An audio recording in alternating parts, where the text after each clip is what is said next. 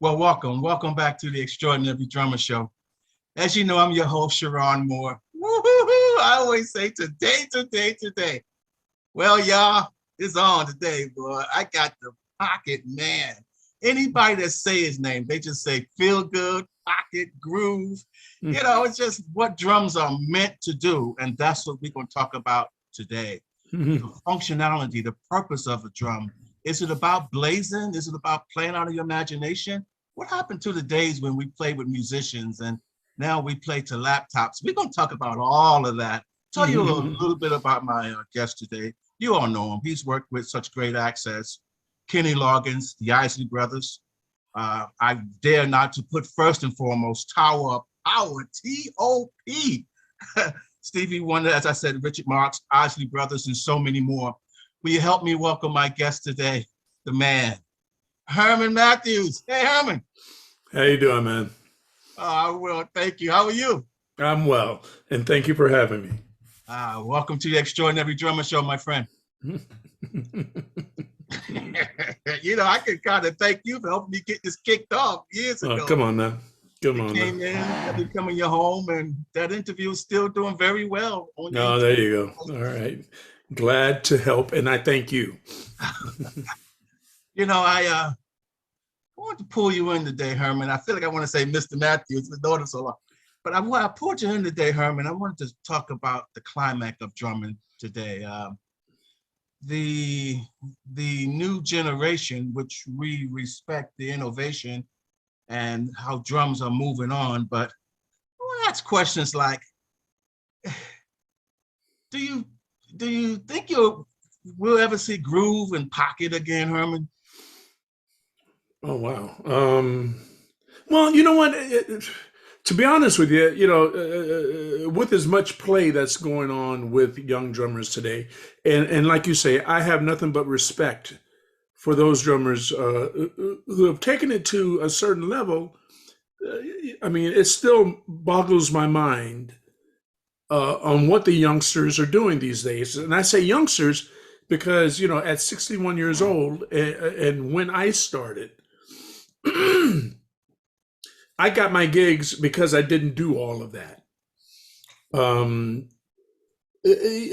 Everything that's being played today is within a groove, as I try and tell my students. But my philosophy is simplicity, So, pocket is something, it's like a religion to me.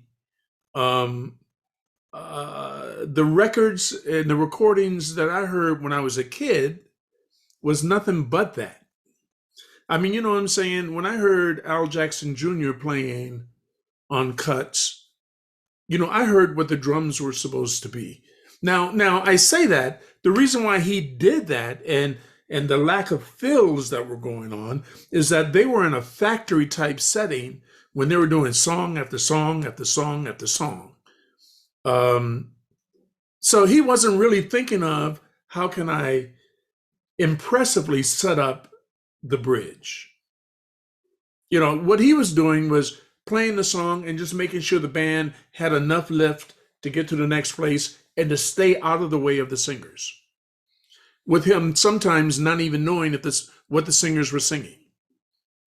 So I'm not mad at drummers that literally think that, the inverted paradiddle that kicks off with the hi-hat foot that bounces off of the cowbell, nothing but net kind of play. I'm not mad at them.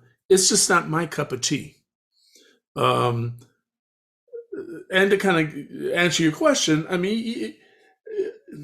I turn my head in a positive way when I hear someone just grooving and just laying down the foundation of a song. So, that's just where my head's at. I come from the KISS Formula of Success school, which that means keep it simple, stupid. Or in my case, keep it simple. That's me. That's just me. So I don't know. Hopefully that answered your question. Herman, for the students, we know you have quite a few, for the listeners, especially younger guys, and the young generation, I'll say it this way, that are now the superstars, would you explain what is groove? What is grooving? And also, Grooving. if I may pick that up too, I'm sorry, explain in the same notion, what is pocket also? Okay. Okay, so groove, I mean, just by sheer definition, a groove is a trench, a trench, a ditch, if you will. I mean, you know what I'm saying? And so the term pocket, you want people to fall into that groove, that trench, that ditch. And depending on how deep it is, that's how deep your pocket is. Um, so I try to explain groove to people. It's like walking. It's breathing. It's things that you really, you don't really think about, but you do it in a way that's comfortable. And so a groove to me is something that's, not interrupted, that is comfortable. Um, and then depending on how deep you are, that's how your pocket is. Um, there are certain songs, say for instance, one of my favorite drummers, Ricky Lawson. There are some things that grooves really heavy. And then there's other things that he is playing that has a deep, deep pocket. I really do think that pocket, well, all of it has to do with who you're playing with as well. Because, the space between the notes, the push and pull with the other musicians. I was lucky enough to have played for a long time with Freddie Washington, who is a deep pocket bass player. That was his foundation of music. That is his foundation of music. I can hear him playing anything, and I can just, tug on his coattail or hold on to his coattail, and everything is going to groove just right. So I don't know. Like I said, that's the definition of groove for me. Herman, got quite a few questions on that. You spoke about playing with musicians. I want to talk about that in a second. But I want to say what I've heard from the new generation, the generation of now, not that ours isn't, but what I say respectfully, what the kids are doing, what the young men are doing these days. They say pocket and grooving is boring. They say because you just stay home and hold timing, and they want to hear drums. They want to play drums. What do you say to that? There's a time and place for that. I always tell kids, look, I want you to eat the white meat and the dark meat of the bird. I want you to eat all of it. I want you to experience all of it. But take time out to enjoy the essence of what's happening with the groove or with that bird, if you will. I know the great Vinnie Colaiuta, who can play pocket better than any drummer that I know for about 4 bars.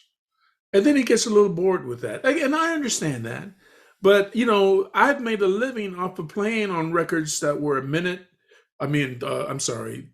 minutes and 30 seconds long. And literally, there are some of those things, not one fill is being played. Time is more important than anything. And I know the young drummers, they do get bored with playing certain things. But, for me, the incentive is one, when I see people's head doing that, they're tapping their foot, they're shaking their butts. I've done my job. I've done my gig. And then when I get the paycheck afterwards, I've done my gig. So this is the way I kind of sort of say it. If the kids, respectfully, if they want to play a lot of stuff And I even, have a philosophy of where all that came from. But if they want to play all that stuff, I encourage it because I'm going to sit back in the pocket and then let the artist decide what's what. What do you think of that? These young guys are not playing with music; they're playing with laptops and loops and things. I understand that what he's saying. Um, I guess it all depends on the kind of person you are. Because once again, when I play to laptops and I play to computers, but I have the luxury of not only doing that. Playing to a computer or playing to a laptop, that is me trying to bring feeling to a loop or to something that's electronic. And once again, my goal is to create a most comfortable foundation that you can just lay your head down in and I'll just cradle you. Today's drummer, yes, I want to say a disadvantage is not playing with live musicians enough. And they are bringing what they're using in the practice room with the computers and with the loops, and then bringing it to live play. So it's almost a catch-22, because enough drummers are doing that has now become the play. Whenever I do sit in with younger bands and I'm just playing 2 and 4, it's almost refreshing to them, to the people who hadn't heard that in a while. You understand what I'm saying? So, the young drummers, I think they love hearing themselves. Therefore, there's a lot of play that's going on. But also, too, I think they have in their head that's not saying that their name is on the marquee, but they have in their head that they're the star to a certain degree. But also, too, now artists are turning around and they want to hear that. So, like I said, I'm not mad at them. I just want my students to be able to go from playing all of the stuff in the world to knowing when to lay down into a pocket.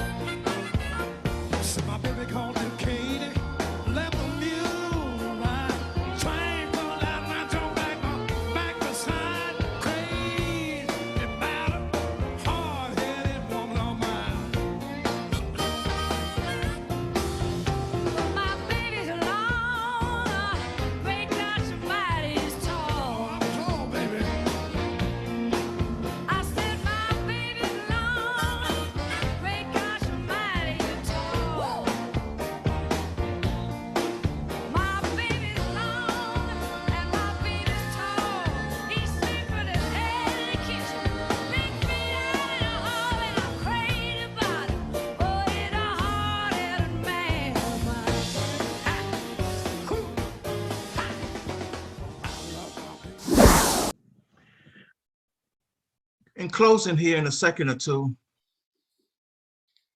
again, respectfully saying, does this new generation of drumming,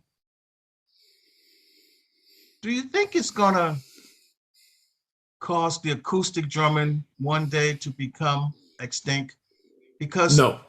Well, the reason I asked that question is because the guys I talk to that are playing a lot of the electronics back there, I asked them, how much percentage of control do you have?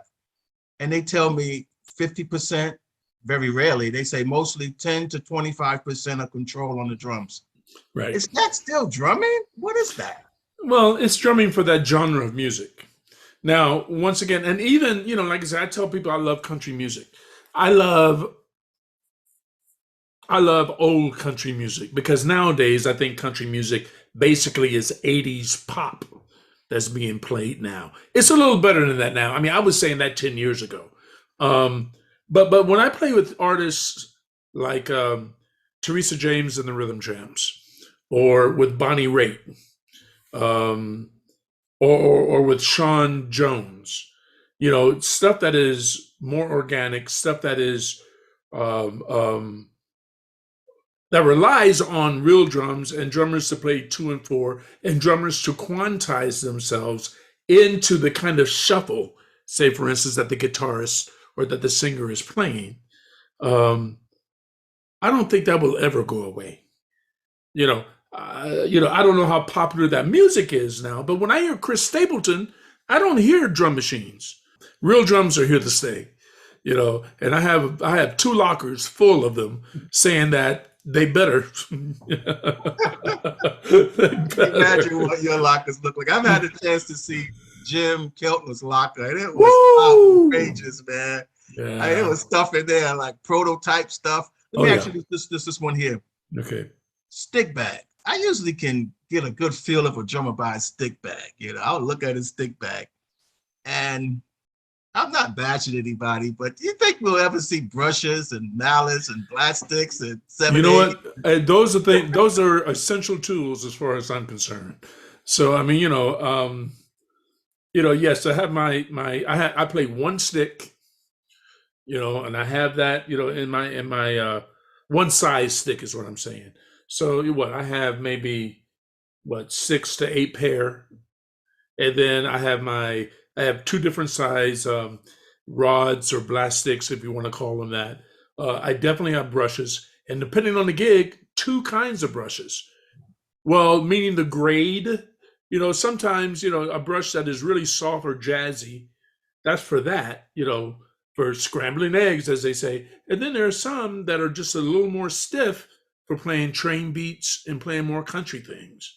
That's what's in my stick bag, and I used to carry 2 styles of mallet, but now I just carry 1 because really I don't get many gigs where I'm playing a lot of that sort of thing. But for cymbal rolls or even certain kinds of grooves, I use that. But a staple, always, sticks, brushes, mallets. You have to have that. You have to. I mean, we do a thing on the show we call Word of Advice, where I ask the guests if they'll leave a parting word for the up-and-coming drummers, even the drummers that's trying to get traction in this game. What would you have for those guys? You know what? I always say, listen to as much music as you can.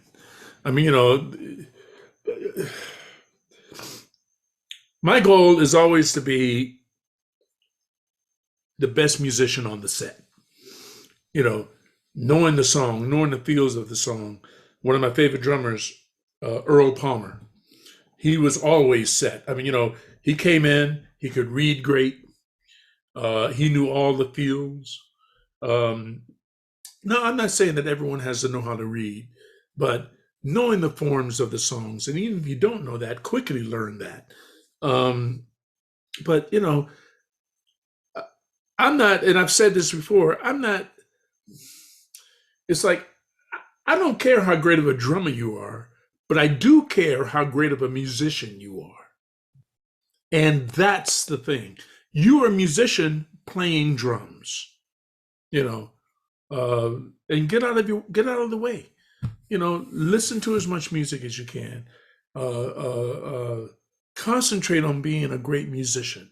Now, I want you to concentrate on your craft, on your drumming, but learn how to play a shuffle, learn how to swing, learn how to lay down a backbeat without getting in the way.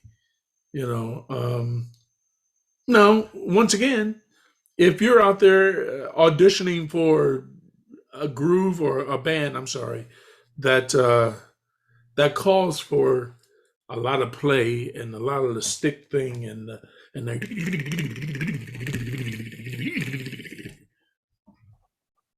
then make sure you're the best at doing that. I will never get called to do that because I did not come up studying that. And I hated that. I hate when, I mean, I know there's one drummer who I have nothing but respect for, who grooves his pants off, plays 2 and 4 better than anyone I know. And I'm happy to call him friend.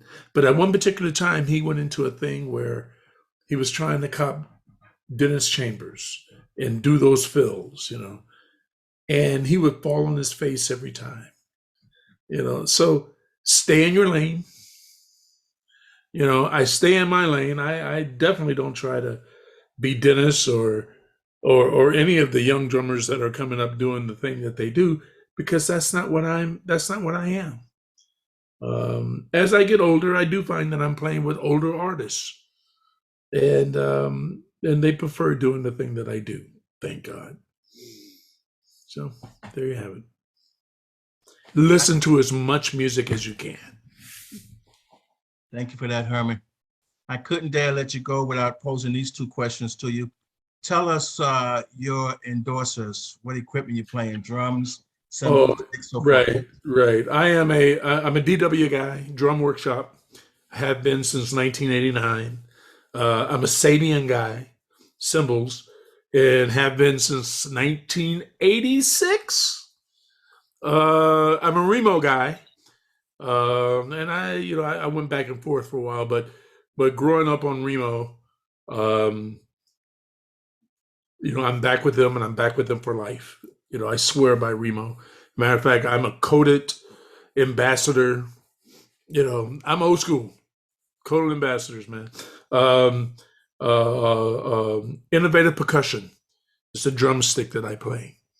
And that's the newer endorser that I'm with. And I've been with them now for what? Almost 10 years, I guess it is, So those are the people that I work with. And I thank those people every day.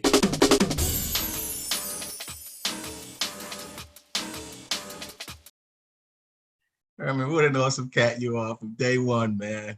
I don't even know if I would have been a drummer without you, because when I came to town, you were one of the first guys that said, well, listen, young man, I'm going to let you sub for me. I'm going to give you a little piece of gig and see how you do. You said some kind words to me, and you've been there for me ever since, man. There you go, man. There you go. Well, I thank you for you being who you are, man. Thank you. And thank you for being on the Extraordinary Drummer Show. Will you help me wave goodbye to all the fans? God bless all of you.